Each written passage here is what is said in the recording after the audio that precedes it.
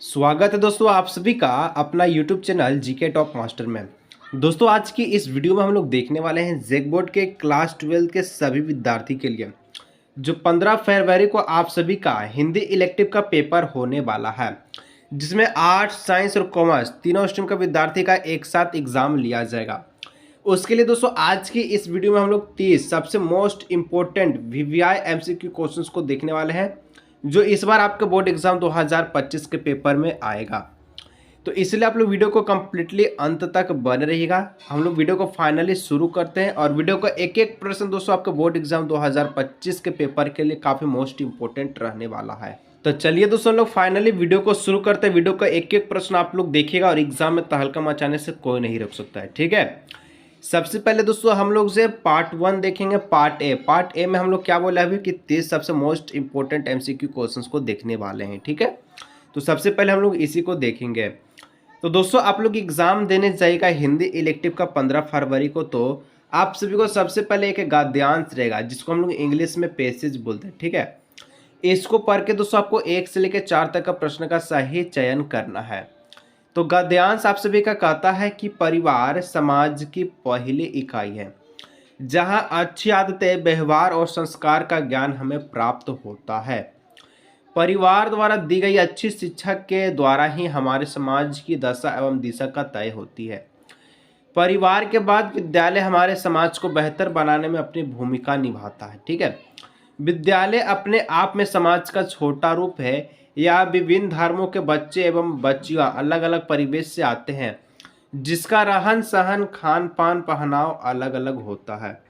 तो दोस्तों कुछ इस प्रकार से आप सभी का, ठीक है, गद्यांश दिया गया था। चलिए इसके द्वारा पूछे गए प्रश्न का जवाब देते हैं। तो दोस्तों सबसे पहला क्वेश्चन आपसे पूछ रहा है कि परिवार समाज की कौन सी इकाई है। तो हमेशा आप लोग याद रखिएगा, हम लोग अभी देखे थे पद्यांश में, गद्यांश में परिवार समाज की पहली इकाई है, ठीक है। क्या है? तो पहली इकाई है। तो यह option number 20 the correct answer, ठीक है। नेक्स्ट क्वेश्चन आपसे 2 नंबर पूछा है, परिवार द्वारा दी गई शिक्षा हमारे समाज का क्या तय करेगा। तो परिवार के द्वारा जो भी हमें शिक्षा जो दी गई, ठीक है, वो दोस्तों दशा एवं दिशा तय करेगी। क्या करेगी? दशा और दिशा ये दोनों तय करेगी। तो यहाँ पर ऑप्शन नंबर बी भी हो जाएगा, ऑप्शन नंबर सी भी हो जाएगा। दशा और दिशा यानी option number D, B and C दोनों, ठीक है। 3 नंबर क्वेश्चन से दोस्तों कहता है विद्यालय अपने आप में समाज का कौन सा रूप है।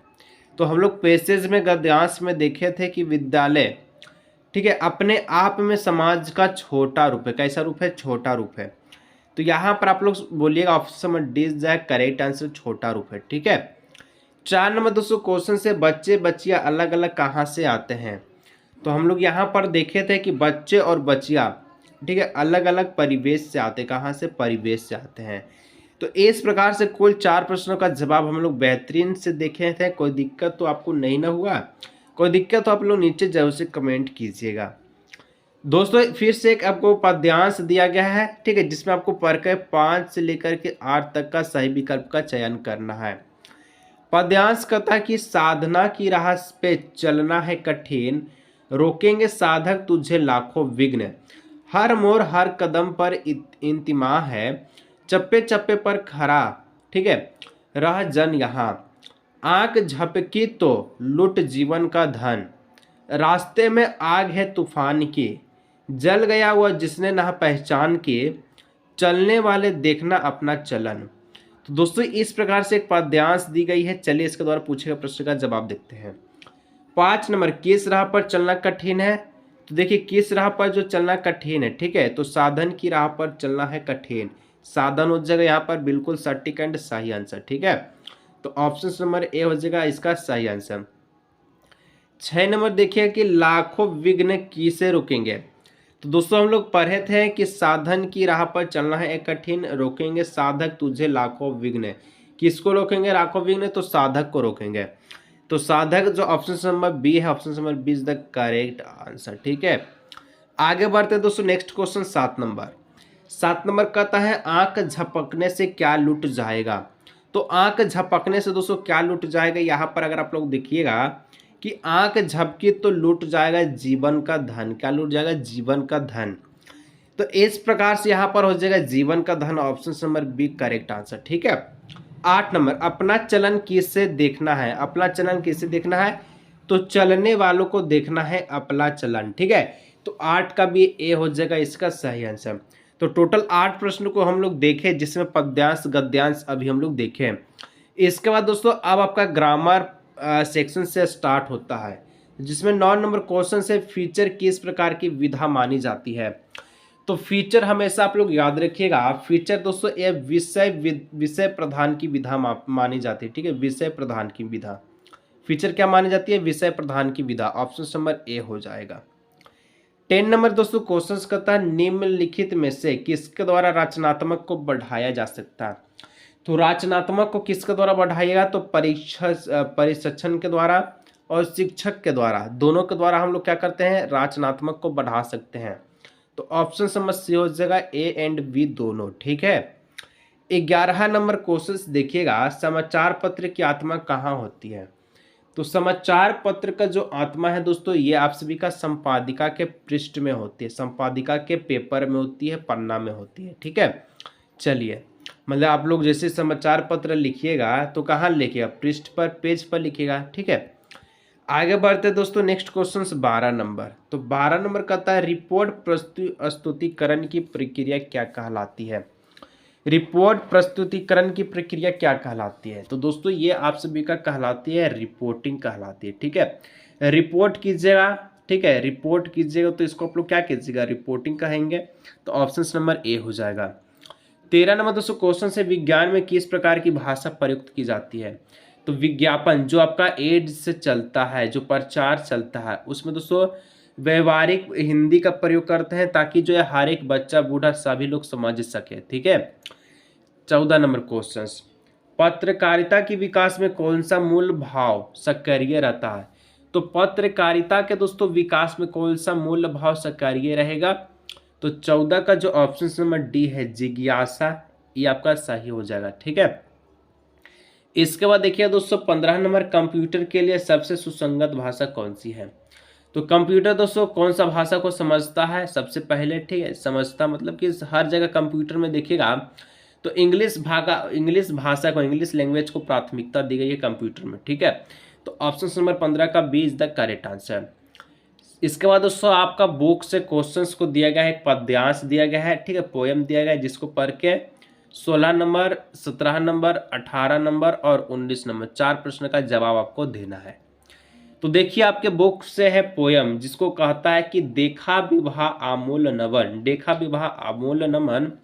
ठीक है, तुझ पर शुभ परा कलश का जल, देखती मुझे तो तू हंसी मंद, ओठों में बिजली फंसी स्पंद, उर में भूल, ठीक है, उर में भर झूले, कवि सुंदर प्रिय की अशब्द सिंगार मुखर, तो खुली एक अछवांश संग। तो इस प्रकार से दोस्तों एक आप सभी का पद्यांश आपके बुक से दिया गया था। इसके द्वारा पूछेगा प्रश्न का जवाब हम लोग देखते हैं। ठीक है, आगे भी आपका है कि विश्वास स्तंभ धन अंग अंग, नत नयनों के आलोक उतर, कापा अधरों पर थर थर थर। ठीक है, देखा मैंने वह मूर्ति धीती, मैंने वसंत की प्रथम गीति। तो चलिए 16 नंबर क्वेश्चन से उपयुक्त पंक्तियां का रचनाकार कौन है? इस पोयम को कौन लिखा है? तो सूर्यकांत त्रिपाठी निराला। तो ऑप्शन नंबर डी हो जाएगा इसका सटीक आंसर। इसके बाद अगर आप लोग आगे देखें नेक्स्ट क्वेश्चन से, प्रस्तुत पंक्तियां का गीत। ठीक है, प्रस्तुत पंक्तियां गीत की किस विधा में आती है? तो ये दोस्तों कौन सा विधा में आएगी? तो ये आप सभी का आता है शोक विधा में। ठीक है, गीत में। तो ऑप्शन नंबर ए हो जाएगा। नेक्स्ट क्वेश्चन 18 नंबर है, इन पंक्तियों में किसकी सुंदरता का चित्रण किया गया है? तो इन पंक्तियों में किसका चित्रण किया गया है? तो सरोज का चित्रण किया गया। तो ऑप्शन समझ सी हो जाएगा। 19 नंबर कहता है किसके स्वप्न थक से गए थे?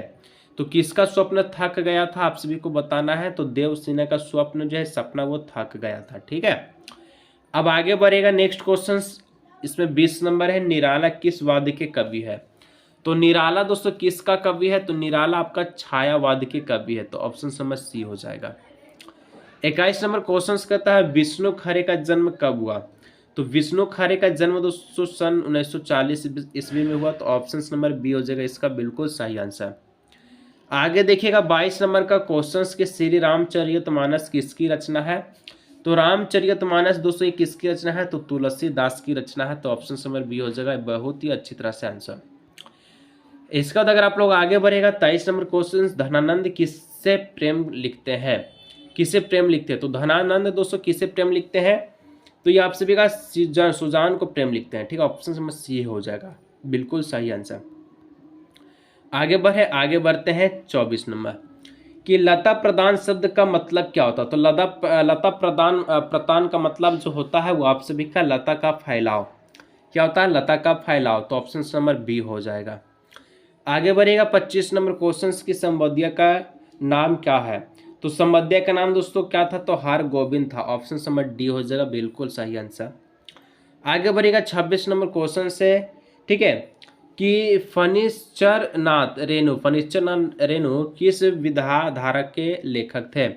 तो दोस्तों ये आप सभी का प्रगतिशील विधाधारक के लेखक थे, तो ऑप्शन नंबर ए हो जाएगा 26 का सही आंसर। 27 नंबर क्वेश्चन का है आरोहण पाठ में कौन सा नदी का जिक्र किया गया है।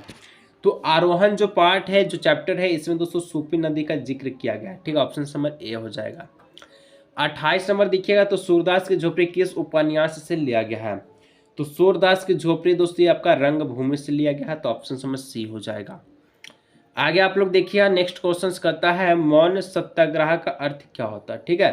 तो इसका मतलब होता है दोस्तों आप सभी का मौन सत्याग्रह का अर्थ बिना कुछ कहे आंदोलन करना, ठीक है। मौन मतलब होता है चुपचाप रहना, चुपचाप यानी कि बिना कुछ कहे। नेक्स्ट क्वेश्चन 30 नंबर आपका ऑब्जेक्टिव का लास्ट क्वेश्चन से विस्कोहर की माटी का लेखक कौन है। तो विस्कोहर के माटी के लेखक दोस्तों विश्वनाथ त्रिपाठी है, तो ऑप्शन नंबर बी हो जाएगा। तो कुछ दोस्तों इस प्रकार से एमसीक्यू क्वेश्चंस को हम लोग देखे जो कि आपके एग्जाम के लिए सबसे मोस्ट इंपॉर्टेंट था। कोई दिक्कत आप लोग नीचे जरूर से कमेंट कीजिएगा। मिलता हूं दोस्तों किसी और भी नए वीडियो में।